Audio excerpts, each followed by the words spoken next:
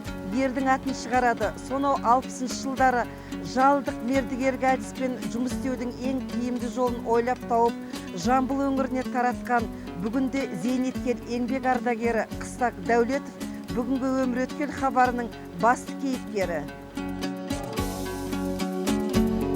Қарақыстақ Дәулетов 1936 жылы Жамбыл облысы Меркі ауданы Ақтоған ауылында өмірге келген. Қырғыз мемлекеттік университетінің экономика факультетін бітірген. Еңбек жолын Аспарастық совхозында бас экономист болып бастады. Қазақстан Республикасы Ауыл шаруашылық министрлігі және облыс әкімінің құрмет грамоталарымен марапатталған. Қазір зейнетте. Өзіңіздің туып өскен кіндік қаныңыз тамып, ата-бабаңыздың жатқан жері Қарақыстақ шатқалы мен мына Қарақыстақ өзені өзіңізге ыстық болғаннан кейін осы жерде туылып, осы жерде еңбектеніп, алысқа ұзап кете алмадыңыз. Бұл енді сұрағыңыз өте орынды. Қашанда қазақ халқына туған жері алтындай болып көрінетін. Менің ака шешем мал бағып, колхоздың малын бағып, 1936 жылы мынау Қарақыстақ шатқалының басында, ең басы жоғары жағында дүниеге келіппін. Бұл Қарақыстақ деген себебі аты. Bu yerде қар болмайды. Сондықтан қара, оның кейін қыстау. Қарақыстау ғой, енді Қарақыстақ деп қойған. Бұны енді қазіргі жағдайдың өзінде де қысында малшылар тезек теріп, отқа жағып нан пісіреді қазіргі жағдайда. Ешқандай жел деген bu yerде болмайды. Қар бүгін жауса, кішкентай қырбақ қар жауаттағы ертесіне кетіп қалады. Соншалықты бір жылы жер. Соғыс жылдары Қарақыстақ Дәулетов өзі туып өскен ауылда бұғанасы қатпай, таңғы 5-тен үлкендермен бірге оянып, қой сауысады, қозы бағады. Күзде егістік алқаптан масақ теріп еңбекпен ертесейді. Бір үзімнан жемейт алып өзектер, таңға жоқ жетуші еді кезектер. Өлшеп берген үзімнанға ұмтылып, балалық шақ қалай ғана тез өткен. Анаңызбен бірге соғыстағы майдангерлерге ірімшік жіберген кезіңізді еске түсіріп көріңізші. 1943 жылы, как раз жаңағы қарашайлардың көшіп келген жылдары болатын. Борис дейтін ірімшік жасайтын, бринзе дейміз ғой, бринзе, ірімшік жасайтын. Сол кезде мен уже жасым 8-ге кеп қалған. Қалайда өмірдің өзі бізді ерте есеюге, еңбекке жүгіруге солай тәрбиеледі өмір. О кезде шіркін аузымызға нан тисе бір дәмі деген ерекше еді. Осы күнге шейін менің есімде. Сондықтан өте қиыншылықта жүріп, соғыстың азабын көріп, әкем еңбек армиясына кетті. Ол кісі 46 жылы қайтты неден. Ал енді анамыз екеуміз колхоздың қойын саудық. Мен таңғы 5-тен тұрып, қозыны бөлеміз қойдан. Содан барып қозы бағып кетем. Соң күндізгі сағат 5-те қойды айдап келеді. Айдап келген кезде бір кәрие кісіміз бар еді, Қоқа деген. Сол кісі барып қозыны бағып қайтарып тұрады. Біз келіп қойды ұстап қосақтап, содан кейін оны сауғаннан кейін енді бір ғана біз емес, бар жалпы колхоздың малының қойларының барлығы сауылды. Соған біздің еншімізге тиген 2 түйе болды. 2 түйенің еге жаңа плякка алып, сол жаңа 1-2 бел асып барып, жаңа бринзені өткізетіміз. Оның технологиясы, шығарып технологиясы ішіне бір дәрі салаттағы сүтті ертеді дағы, сосын кейін бірнеше қабатталған марылының ішіне құяды, сөйтеді дағы үстін таспен тұзды сеуіп, тұзды өте көп себеді. Сөйтіп дағы оның кейін барып үстін таспен жалпақ тастармен бастырып, сөйтіп арғата өзі Меркі ауданына орталығына жеткізіп тұрған жағдайда. Таудың арғы бетіндегі қырғыз еліне барып, ауылдың қара баласы Қырғыз мемлекеттік университетіне түсіп, 1961 жылы ауыл шаруашылық экономисі мамандығын алып шығады. Жездем негізінен әке ретінде көп ақыл кеңес айтып, қазіргі заманға байланысты білімділігін көрсетіп, жездемнің арқасында білім алып, семья құрып, сол кісінің еңбек жолын білемін. Қазіргі кезде соны айтып жастарға өзім қуанамын. Өте ақылды кісі, кеңесші кісі, үлкенге де кішіге де сыйлы.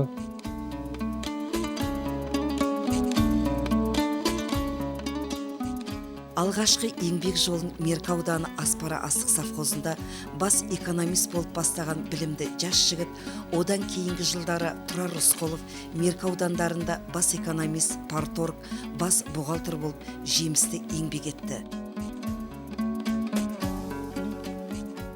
Қыстағаға, мына жасыңыздың келгеніне қарамастан жастарға тән қажыр қайраттылықпен Қарақыстақ демалыс орнын ашып, абаттандырып, көгеріштендіріп отырсыздар.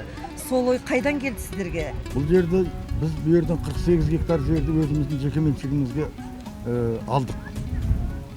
Жекеменшікке алғаннан кейін осы жерді гүлдендіру мәселесі ойымызға келді. Төңіректе ағып жатқан су бар, табиғи жағдай бар. Қалай да сол жерді көркемдік жақсы бір жағдайға келтіру керек болды. Сондықтан мына жерден бірінші мал қораны салдық. Не қандай жұмыс істейміз, мынандай жұмыс істейміз деп отқан кезде мынау жерден ағып жатқан сарқырама су бар болатын кішкентай. Осы жердің кішкентай балалары сол сарқырама судың астына шомылады ғой. Сондықтан мен бұны ойлап тұрдымдағы ойыма келіп дағы осы жерге бір бассейн салсақ. Өйткені ана жақтан ағып келген су жалпы колхозға, елімізге баратын, ауылға, Каменка ауылына баратын судың арығына қосылады. Ешқандай бұл жерде суға келіп жатқан зиянкештік жоқ. Ағып келеді, ағып кетеді. Сондықтан осы жерге бассейн салуға балаларыма айттым, саламыз енді осы жерге деп сөйттік. Соны бірінші жылы кішірек қылып салдық. Ол адам көп болды, халық демалатын көп адам болғасын кейін, оны кеңейтіп қазіргі жағдайға келтіріп отырмыз. 1966 жылы Путь коммунизмі колхозында бас экономист болып жұмыс істеп жүргенінде ізденімпаз ғылым жаңалықтарын өндірісте қолдануға құштар маман Қарақыстақ Дәулетов мердігерлік әдіспен жұмыс істеудің тәсілін өз колхозына енгізді.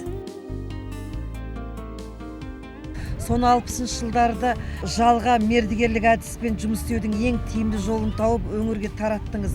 Сол әдісіңіз қаншалықты жүзеге асты? Енді ол кезде мынандай негізінен тапқан, күнделікті тапқан өзінің айлығын төлейтінбіз. Ол жерде норма дейтін, жаңағы процентін шығарады, соны төлейтінбіз.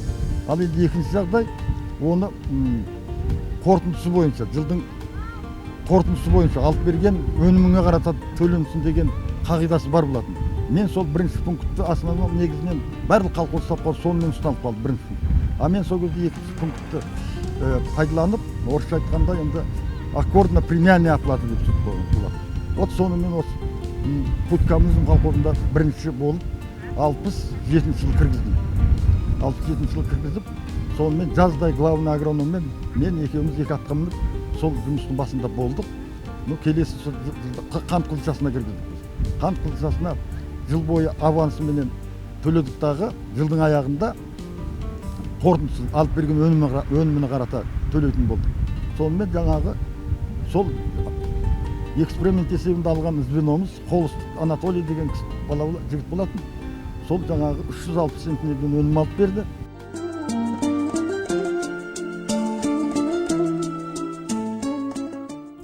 Ата-ананың қадірін балалы болғанда білесің дейді. Бүгінде өзіңізде әкесіз, әкеңіз жайлы, анаңыз жайлы жүрегіңіз едік толғанады. Ата-ананың қадірін балалы болғанда білесің деп қазақта айтылған жақсы мақал бар ғой. Сол балалы болып отқан кезде осы әке-шешенің қадірін біліп, бізді қалай тәрбиелеп, қалай өсіргенін, өмірдегі барлық қиыншылық көргенін бәрін осы ата-ана болған кезде біліп жатырмыз. Анамыздың әрбір түн тұрып бізді ананың үстінен оянып, емізгеннің өз түнекісін төрт болып бөліп, емізгеннің өзі де бізге деген ол кісілердің алдында өте борышымыз деп есептеймін. Әкеміз бұл біздің айтқан кезде үйіміз, жанұямыздағы ақылшымыз, бәрін айтып, бәрін тура жолды көрсетіп, дұрыс жолға салып жүрген. Нариман әке жолын қуып, бүгінде өзіңізде қаржыгер, экономист, есепші болып қызмет атқардыңыз. Әкенің ақ батасын алып, ал енді сіздің ақын жүрегіңіз өмірге атамекен жайлы, осы Құлан жері жайлы керемет бір әнді өмірге алып келді. Осы әннің сөзі қалай туды? Туған жерім Құлан деген өлең туу себебі бұл енді өзіміздің Құлан, Мерке, Тараз қалалары, көне қалалар ғой. Туған жеріңе деген, былай айтқан кезде әке-шешеге деген борыштың бірі деп есептеймін.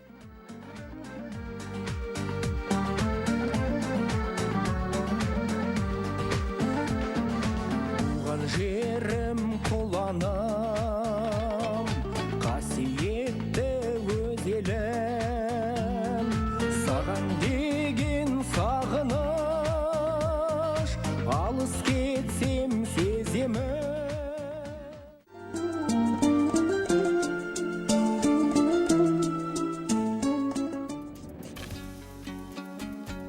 35 жылғы еңбек жолында қаржымен оны үнемдей және көбейте білумен жұмыс істеген тәжірибелі экономист зейнет демалысына шыққаннан кейін қол қусырып қарап отырмады. Бірден-ақ заман ағымына қарай бейімделіп, кәсіби тәжірибесімен өмірден көрген түйгенін пайдалана отырып, Каменка ауылынан 1997 жылы Қарақыстақ шаруа қожалығын құрды. Қордай ауданындағы дүнген туысқандардың жылыжайы туралы айтты. Бұлар айтқанда, мынау қиыншылық замандардың ішінде бұлар бірде-бір қиналмай өтіп, әрқайсында машинесі бар, әрбірде екіде машина бар деп. Соның кейін мен өзім барғымда келді, сол жерін көріп, осын салайын Ой дегенде. келді ғой. Ой келді. Сөйтіп соның кейін жаңағы Алматыдағы балам айттым. Балам осы мына Қордайдағын көріп бізге салып берді. Екінші жағдай менде мынау осы жердегі біздің колхоз совхоздағы бұрынғы барлық жастар жұмыссыз Астана, Алматы деп айлық күн көрсетіп безіп кетті. Ал енді осындай мүмкіншілік тура осындай болса, олар кетпейтін еді. 6 ай, 7 ай баласын көрмейді, семьясына көрмейді ауылдағы. Сөйтіп құрылыс жұмыстарына кетпеген жағдайда шіркін осындай әрбір үйде болса, осындай жылыжай. Күн көргенге сондай жақсы болады деп. Сондай ойда түсті. Бұл жағына келгенде менде аздап кішкене патриоттық сезім, елге үлгі болу жағдай пайда болды. Ол кісінің әкімі кеп көрді. Онан кейін ол кісімен бірге кейін ауыл шаруашылық министрі Күрішбаев келді. Көріп, содан кейін жаңағы Күрішбаев көріп, мынау бір жақсы іс басталған екен. Енді мен үкімет алдына мәселе қоям, осы көбейту мәселесін деп.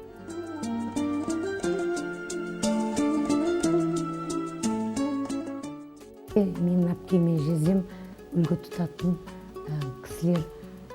Себебі олар осындай дәрежеге жетіп, осындай өздерінің еңбектерінің, маңдай терінің, еңбектерінің арқасында осындай дәрежеге жетіп, қазір енді жемістерін көріп отыр. Шаңырақта қыстағаға жанызғы, еңбек еткен ел үшін маңызды, дара толға шақшамдардың ішінде, Алатаудың ақ иығы тәрізді. Ұнатпайтын өтірікті мансапты, болмысы бар шыншыл әрі салмақты. Сұхбаттасаң, көңіл көзің ашылар, парасатты, білімді жан-жақты.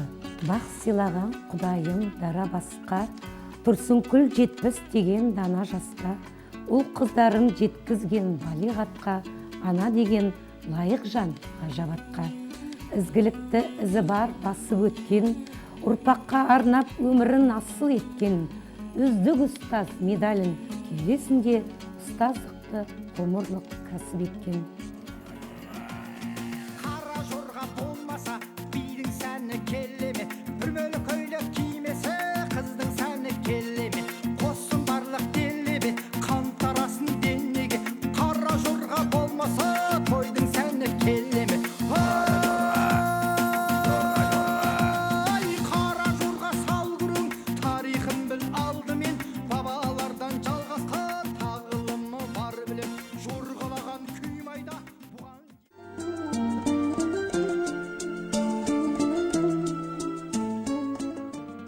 Қыстағаға Тұрсынкүл апай бүгінде отбасын құрып, ол сүйіп, қыз сүйіп, отасқандарыңызға да жарты ғасыр болыпты.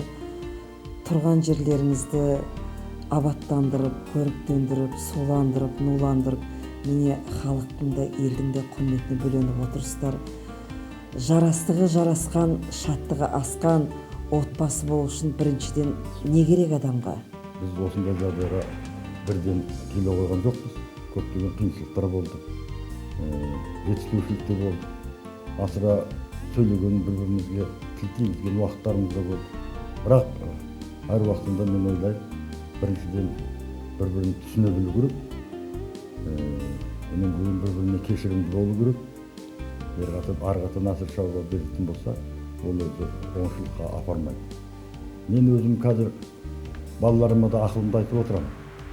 Мынау келін, 4 келін түсірдік. Құдайға тауба 4-еуі де біздің мінезімізге сай келді. Онда жағдай мынау айтып отырамын, келіндерім қыз болып, біреудің баласы болып, біздің үйімізге балапан болып қонғаннан кейін біз өзіміздің жаңағы айтады ғой, қызыңнан артық сүйді, балаңнан артық сүйді. Осы қыздай сүйме, қызың келін болмайды ғой. Осындай қағида біздің есімізде үлкен түсінікпен қалды. Соның негізінде Құдайға тауба немерелеріміз бар. Сол немерелеріміз отбасын құруға үлкен әсерін тигізді. Мінекей біздің өмірімізде де мінекей 5 бала көрдік. Бірте-бірте ең алғаш түсінбеушілік көрсетуші, кейін 2 балалы, 3 балалы болғасын кейін үйдің иесі, толық иесі болып шыға келді. Негізінде осы жағдайда көп әсерін тигізді деп ойлаймын. Сондықтан қазіргі жағдайда уже полностью енді баратын жеріңе бара бер деп маған айтатын сөздер де болды. Оған тоба деймін, шын айту керек. Сонда осы жағдай біздің осы келешегіміз үшін бір түсінікті жағдаймен қарап, осы әдісті қолданып жатса, қазақтың семьясы өте тұрақты болады деп есептеймін. Сізге қыстағы қандай жар болды? Жаман жар болды деп айта алмаймын. Бірінші дүниеге келген Гүлә деген қызымызды жұмыстан анда сонда келіп келіп жақсы болып кетеді. Сол сияқты артынан әкет болып табылу балаларын естіп, барлығына ақыл кеңесін беріп, шыдамдылыққа шыдамды болса, адам әр уақытта өзінің шегіне жетеді. Сүйіспеншілік болу керек. Любой растениеға да сүйіспеншілік болмаса, оны қарамаса, ол да солып қалады. Өмір деген оның қиыншылығы да, оңайы да бар, бірақ та әр жақсылықтың артынан жаманшылық болады. Сол Ерлан деген ұлым авариядан қаза тапты. Бір немерем қайтыс болды. Және келінім былтыр қайтыс болды. Сол кішкене мұшыңқырап, іштей жаман өзім қайғырып жүрдім. Енді Құдайға тауба берсін. Уақыт деген емші екен ғой. Осы келін балалардың барлығы өте инабатты, адамгершілігі бар, аялап, мама, папа дегеніне біз немерелеріміздің жаңағы ойнап күліп, алыстан кеше асылып бетімізден сүйгенге жасарып қаламыз. Соның өзі кішкене ұмыттыңқырап, не алады. Бірақ та жүректің түбінде қалады екен. Құдай ондай жаманшылық болмасын әйтеуір. Менің тілегім, келіндерім айтатын бауырынан, балаларынан болса екен деп соны тілеймін. Түн ұйқысын 4 бөліп, мәпелеген анашым, болатпай да жылатпай, жетелеген анашым, жан жүрегі езіле, аялаған анашым, борыштымын өзіңе, сая болған анашым. Асқар таудай әкешім, ақ жаулықты анашым, екеуің де мен үшін қасиетті данасым. Өмір сүру үшін күресу керек. Негізінен ол күрестің неше түрлі жолы бар. Ол ақылмен де күресесің, оның кейін жаңағы күшпен де күресесің. Күш жағына келгенде ол еңбектену керек, ақылмен күрес деген әйтеуір қалай да бір қолыңды ұстап, бір қолыңды әлде ашу болса бір қолыңмен ұстап, сол сияқты көптеген жағдайда осыны қағида қылып басымызға ұстап отырдық. Өмірде көптеген қиыншылық болғанмен біз өмірде әділ болуды, таза еңбекпен өмір сүруді өзіміз тұттық мақсат қылдық.